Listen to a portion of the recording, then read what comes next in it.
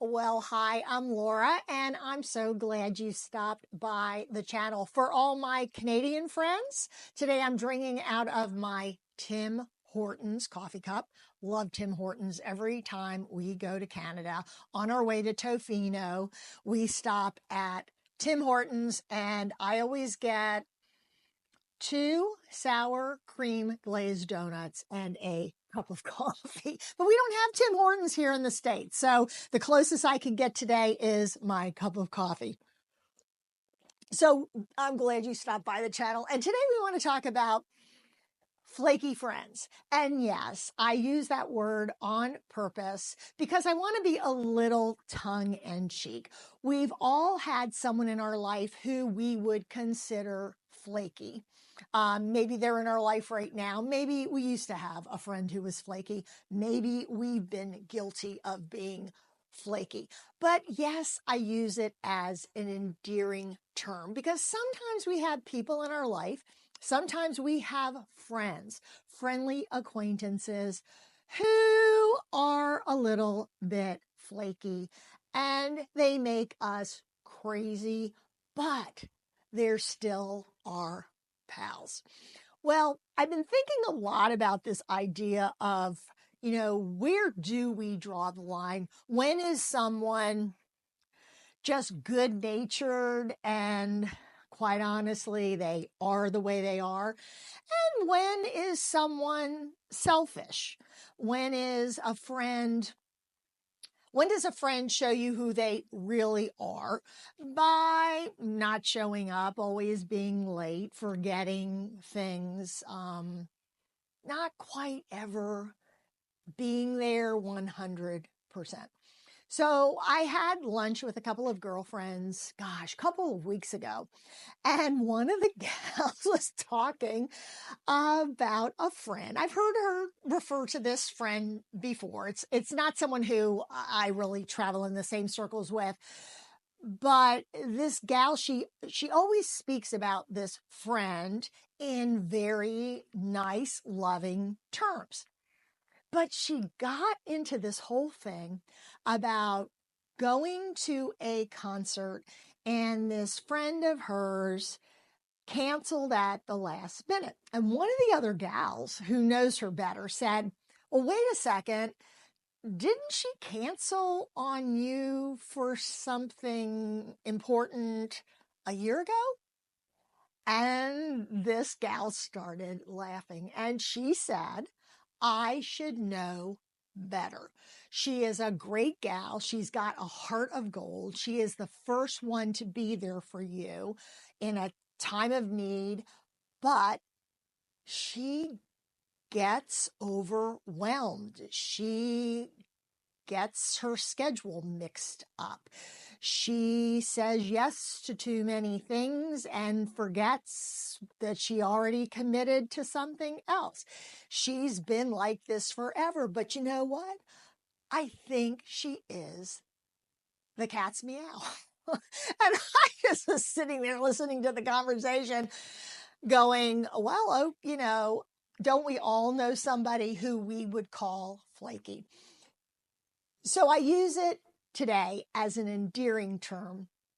But if you have someone in your life, a friend who you want to do things with, who you want to spend time with, who is a flake, then you have to protect yourself and not overschedule with that person, and certainly don't schedule them for something that's important to you. If I had 2 concert tickets, I might not ask my flaky friend, because what happens when 2 o'clock that afternoon, she texts me and says, oh my gosh, I'm so sorry. I forgot I had to do something else. And people like this, the ones that I've met, are generally really good about, I'll pay for it. I'm so sorry. This is on me. I'm sorry to cancel lunch at the last minute. Please let me treat you to lunch, next Tuesday, next Wednesday. And they work really hard to get something else on the schedule. But the damage is done. Now, I'm the first to say that as we get older, we do get more set in our ways, and flaky friends can really bug us.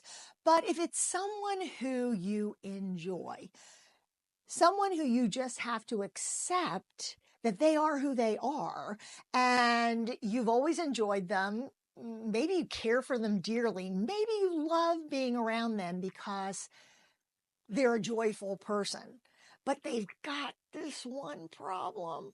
Well, there's no such thing as someone who's perfect. So if there's a way to keep that person in your life and just make sure that you're not setting yourself or them up for failure, because people show you who they are. And sometimes we don't always like what we see because we're involved with somebody who takes but doesn't give. And that's not the kind of person I'm talking about. And yes, I guess there could be an argument made that even a flaky person is inconsiderate and that someone shouldn't be making plans if they aren't capable of managing their own schedule or their day in and day out responsibilities. So yeah, I get that.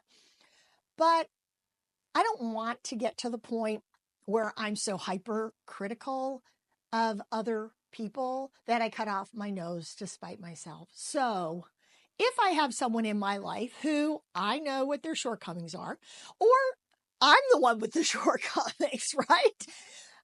I need to know how to say, no, I'm getting in over my head because my schedule's not in front of me, or I haven't talked to my spouse, or I don't know what other things might be going on. Maybe you're committing to something that's far off on the calendar, and the chances of something popping up in your life are pretty large.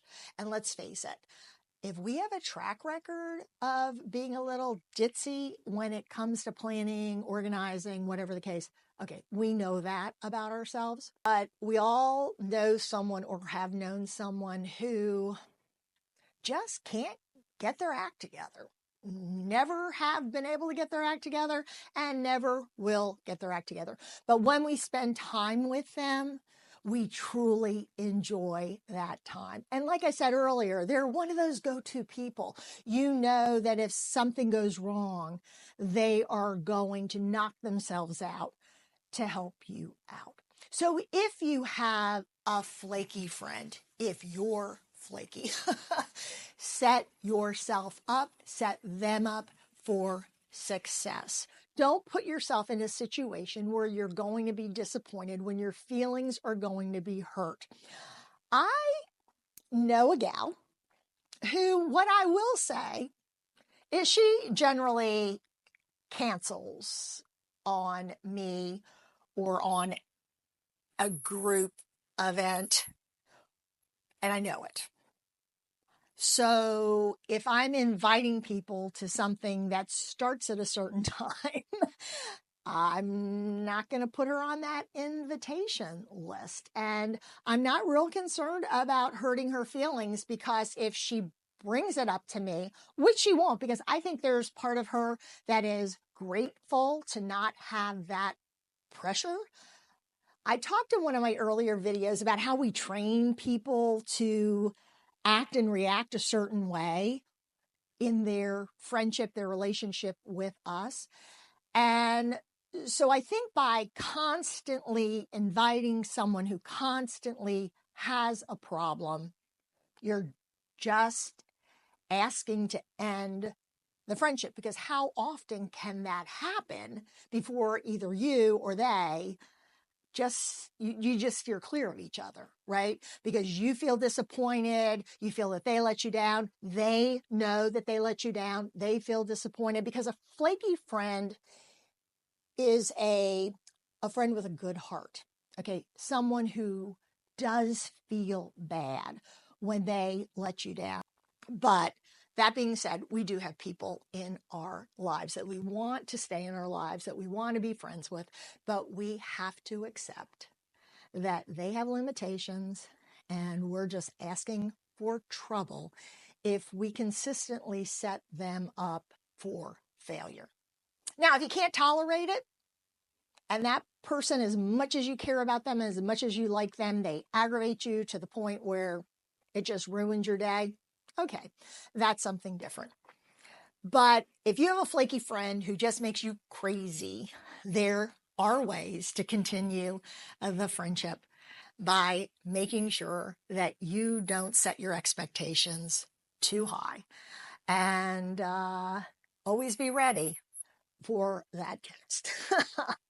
Well, take care and thanks for stopping by the channel. I look forward to seeing you the next time. And I hope wherever you are right now, if it's cold, that you're staying super warm. Take care. See you again soon.